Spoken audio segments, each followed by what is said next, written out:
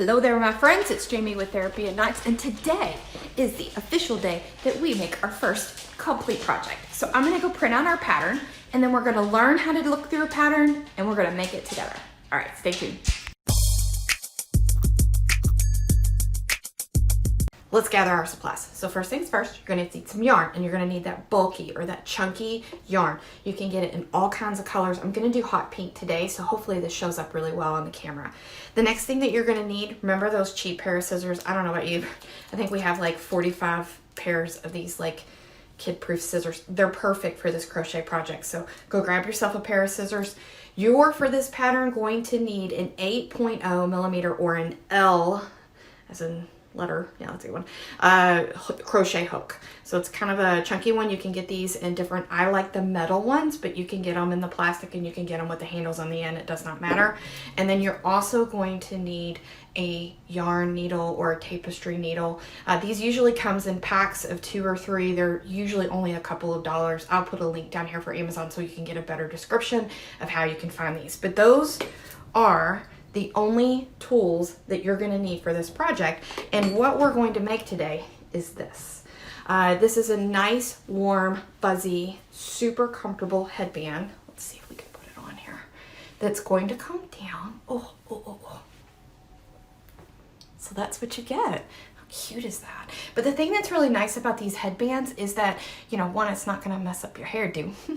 But second off, you could pull your hair up in a ponytail up in the top and go. But this is what we're gonna make today, girls. All right, the other thing that I wanted to show you guys really quick, I keep all of my supplies in one of these little pencil cases.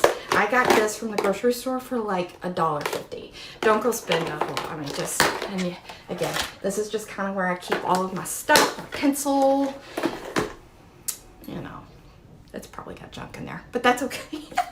All right, so we're gonna talk about this pattern here for just a few minutes. This pattern that's going to be on the blog that'll go up when this video goes up, it is a pretty common template that you're going to see when you go out onto the internet, or if you're looking on Ravelry or SD store, or I didn't say that right, Etsy store. This is what your patterns are going to commonly look like. But I wanted to kind of walk through this just real quick so you can see it. So first things first, you usually are going to have a page that has the header and has just some basic information about the designer who did it. Now, what's the most important thing to look on here is to see if, number one, you can reproduce this. And if you want it to sell the item, you need to know if you can sell the item since we're using someone else's pattern. So the way that I feel about it, if you ever get a pattern from me, girl, go make it, sell it, have a little side hustle. I would like to see your work because that's amazing. Just tag me, right? But other than that, go enjoy. But that is super important, especially if you're planning on doing like a craft, you know, like a craft bit, you know, what's the word I want to use? Like a craft show, and you want to sell your items. You want to make sure that if you're using someone else's patterns that you can do that. And that'll be usually somewhere on that first page. All right, next page. You're going to have a place where you can see all your supplies, which again, we just went over that. You have your abbreviations that you're going to use in that particular pattern. And then let's talk about gauge for a second. In full transparency, I don't do anything with gauge. I shouldn't say that. But what this gauge area is so that you can create a very quick sample to make sure that you're holding the tension in your yarn, that your product isn't going to be too tiny because your stitches are really tight, or that it's not too big because your stitches are really loose. With these super easy, under an hour, just a couple of stitches products, usually it really doesn't matter too much.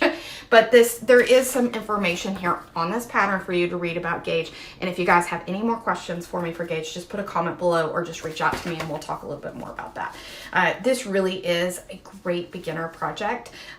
We are only going to do one stitch-ish.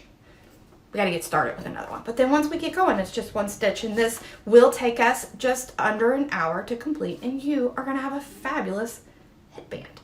This pattern is very specific in going through, but I'm also at the end of this going to show you how you can customize a headband to your head. And then if you have like a kiddo or a 1-year-old or a 2-year-old, sometimes that's a little hard and you're like, how can I customize this? I'll show you how to do that too. All right, stay tuned. With this pattern, you're going to see this on the web page. So we're going to take our yarn. I'm gonna get us started standing, and then I will go down with our camera so we can see it overhead. Just like we watched in the previous video, how to find the end of our yarn, because clearly I can't even find I'm already failing. There it is. So what we're gonna do is make our slip knot. I will go and put down in the description of this video a very quick tutorial on how to do a slip knot, but all we do is make a circle, tail down in the center, so it looks like this towards me, and I'm gonna slide my hook through that to grab that little piece in the center, and I'm going to pull it up. Not too tight, not terribly, loose, but again, all you do, put your fingers right there on that little knot and slide up on that tail. Have that right there. With this one, if we go, so step one was create a slip knot and place it on the hook. Check. Our second one, we're gonna chain 15. So again, there is another video, I will link it down below, that will talk you through. We're gonna do this kind of quickly. So there's one that's a little bit slower that walks you through a chain stitch, but we're gonna create 15 chain stitches. So I'm gonna do that real quick.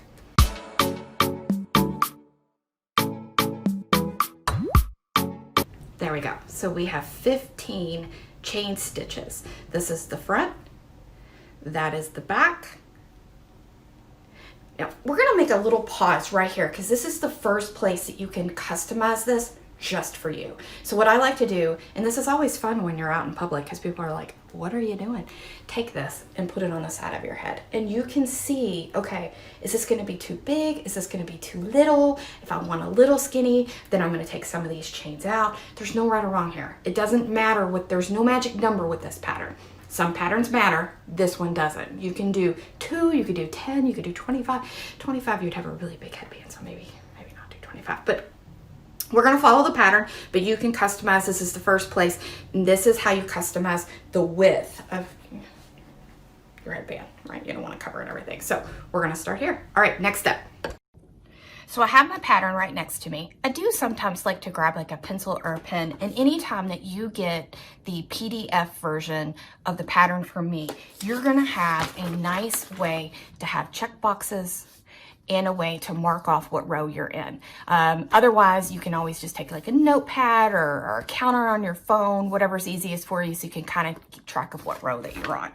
So on this, our next set of instructions is saying to us that we want to work into the chain. So the chain that we just produced, again, this is the front, that is the back. All right, so we're gonna work into the front of the chain, and we're going to single chain in the second chain from the hook. And I'm gonna pause here for just a minute. There is a separate video. I think I'm going to say that 5 times on this video, and I will link that below that will walk through how to do a single chain a little bit slower than what we're going to do today. All right, so let's talk about chain from the hook. So you've got one that's on here, and then you've got one here. So we're gonna do from the second chain from the hook. So 1, 2. We're gonna slide our hook through the top part of that loop, yarn over, pull through. I now have 2 on mine. I'm gonna yarn over and pull through again. Now what I'm gonna do is create that single chain all the way down. What that did, remember we chained 15? This is gonna actually give us 14 single chains because we skipped the first one. So I'm gonna take this all the way down. All right, here we go.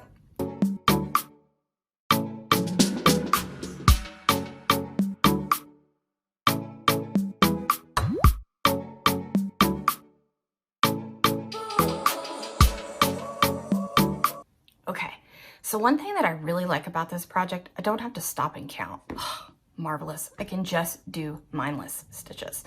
So here's where we end up. We got to the very end of the row. This is the front part, or what they call the right side, RS a lot of times on patterns. And then this is the other side, and they call this the wrong side, WS a lot of time on patterns. So if you notice, they look just a little bit different. This one's kind of got a line down the center in squares, and then this one is more vertical. All right, so we've gotten to the end of here, and our pattern is going to tell us to chain 1 and turn, because what we have to do then is create stitches all the way back again. So we got to figure out a way to get this so that we can go that way. So what we're going to do is chain one, just like we did when we made that foundation row. So we're going to chain one here. And you're going to take your product and turn it to the other side. So now the wrong side is facing you and the right side is facing away. When you look at this, this is going to have the top of the loops, they look like V's. So for this pattern, we're going to go through the complete single crochet stitch. That means we go through both pieces of this V with our needle. So we're going to go, let's see if we can get this up here. So we have one on the hook, one right here. This is the one that we want to go through right here. So we're going to slide both through. We're going to yarn over. It leaves us with two. We're going to yarn over and pull through. So what that did is it stacked two single chains on top of each other. So what I'm going to do now is continue that stitch all the way to the very end.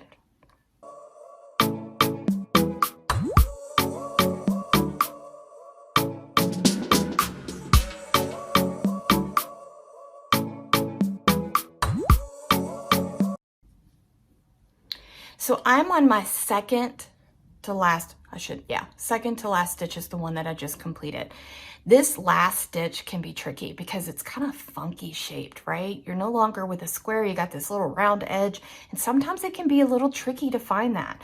So what I do is I usually pause at the very last stitch and use my fingers to find the V on that last stitch and then slide my needle through. And I'm going to head back to my pattern. So our pattern at this point says that we are going to repeat that same pattern, chain one, turn, single chain across, chain one, turn, single chain across. That we're going to do that for 23 additional rows. So that's why I like to use these PDF ones where then I can mark off with a pencil or a pen what row I'm on, and that way I don't have to, again, I like to be able to do mindless crocheting where I don't have to count, I don't really have to think about it, and then this is a nice way for me to keep track of it. But this is where we are also going to talk about customizing the length of your headband. So for this particular pattern, it's calling for a total of 23 rows, but that might be too small or too big for your head. So what I'm going to do is get us started, probably about 20 rows, and then I'm going to come back to you and show you how I customize this. So let's say you get here and the dog barked, or a kid came and got you, or your husband asked you a question and you're like, well, crap, I don't know what row I'm on now. What's really cool about especially this stitch is that you can see your rows. So you can almost see like there's these tracks. So you've got a row, let me see if I can do this here. Let me pull this out here real quick. So you've got a track here, and you have a track here, and a track here, and a track here. So this just lets me know that I'm getting ready to start my 5th row. All right, I'll be back. So it's time for me to do a check, because again, I want to customize this to my particular head. So I have finished that row, and I'm going to take my hook and I'm going to gently pull so that I can create this big loop. I'm not going to cut it, I'm not going to do anything, but basically this just keeps it so I don't have to fiddle with this while I'm trying to measure it. And then I'm going to take this headband and I'm going to wrap it around my head. And you do want to pull a little bit because, I mean, you don't want to be like, right? But you do want to have a little bit of a moderate tension on this when you pull it around, because if you make this too loose, then the headband's just going to come straight down your head, and obviously if it's too tight, it's just going to pop off. So find that kind of in the middle, and you're going to come around. And so what I'm seeing is I probably have another 2 rows that I'm going to want to put in. So that's what I'm going to do. I'm going to do 2 rows, and then I'm going to measure it again. Okay, stay tuned. Okay, so 2 rows are done. Again, I'm going to take this, gently pull so that I have my loop, and then I'm going to take this and I'm going to wrap this around the back of my head and pull it around, a little bit of tension so that I can see where I'm at. And what I'm finding is this is perfect. So now we're going to move on to the next step. In this pattern, we have 2 different ways that we can finish off this product. I'm going to show you how I do mine, then I'll show you my alternative. I have yarn up my nose. Welcome to crocheting. Okay, so first things first, what I like to do is actually stitch into the other side. Your second option is that you can cut it and like stitch with a thread. I just think it's easier to do with a crochet hook. All right, so I'm gonna, let's see if I can do this standing. I don't know that I can do this standing. We'll get it started standing. So this is where my little loop ended up. Let's turn this way so you can see it with me. So this is where it ended up. This is that long loop that I just put. So I'm going to grab the other end and I'm going to lay it so that my edges come together. This pattern, it really doesn't matter which is like the front side, what's the back side. It does matter on some patterns. So what I always do is I kind of look at it and I go, okay, which side would I want to have as my front? Because when I sew this together, what this is going to do is actually be the inside of the hat, what I'm looking at. So when I get done, I'm going to rotate this so that it's inside out. I hope that makes sense. But again, with this pattern, because it's the same stitch both ways, it does not matter which way that you end up doing this. So again, I'm going to put these where my loop is on the right side, because remember we crochet that way. And I'm going to put and sandwich these two things together. I'm going to put my hook back into my loop and pull it down so that it is a little bit tight on there. And then, this is the tricky, the first one is the trickiest. I'm going to find my first right there, and then I'm gonna find the one behind it,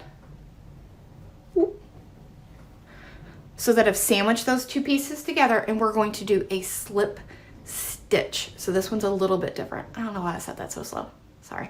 Okay, so anyways, I'm through both pieces that I want to be, and I'm going to yarn over and pull through. And what that's going to do is create 2 loops on my hook. Hopefully we can see that. Yeah, there we go. Now the only difference between a slip stitch and a single crochet, so at this point when we've done our single crochet, we yarned over and we pulled through both loops. We're not going to do that this time. Slip stitch means that I'm going to take this stitch underneath this one. So again, I'm instead gonna right there. So again, I'm going to go to the next 2 stitches. I'm in the front part of this. I'm gonna pick it up in the back so that I end up with the sandwich part here. I'm gonna yarn over and pull through. It gives me 2, and then I'm going to hook that under also. And I'm gonna continue to do this all the way across.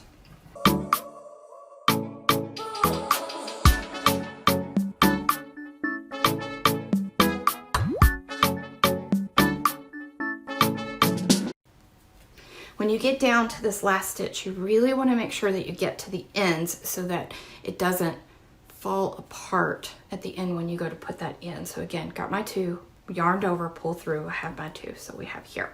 So I've now finished doing my stitches, and so I'm going to pull up so that I have a tail, and I want kind of, you know, I don't know, good 8 to 10 inches. And this is where I'm going to take my scissors and I'm going to cut. And I'm going to grab the yarn that's attached to the skein and I'm going to pull it out. And what that left me with is a loop. I have a loop where I just did those stitches in a loop, and I have these little tail things. So let's talk about these little tails. So the second option, if you had decided that you did not want to do that slip stitch all the way across, you're going to do the same thing that we're getting ready to do to weave these in. So I'm going to go grab my yarn needle and get it on here. Okay. So sometimes with this chunky, bulky yarn, it can be a little hard to get it into here. So what I like to do is just take the end. Sometimes you even might want to cut it so that you have a fresh cut on the end, especially if it's really fuzzy. But I just twirl it around, twirl it around, twirl it around, and then grab that little eye and stick it right in there and pull through. So you end up with this right here. So what you're going to do, remember, this is the inside of your hat, so it doesn't have to be pretty, okay? But what this is going to do, not only is it going to hide this thread that's sitting here, but it's also going to add a little bit more secure, you know, stitches, especially here at the edge where you just finish, so that nothing unravels or creates big gaps. So what I'm going to do is kind of pull just a little bit to see where I'm at, and I'm just going to, if you can see, we kind of almost have this like ridge here where we created that. All I'm going to do is weave through that ridge. So I'm going to come up here into that first part of the ridge and pull through. This is exactly what I would have done if I had decided not to do the slip stitch. I would have put the 2 ends together and sewn it together just like I'm doing here. Again, there's no right or wrong here.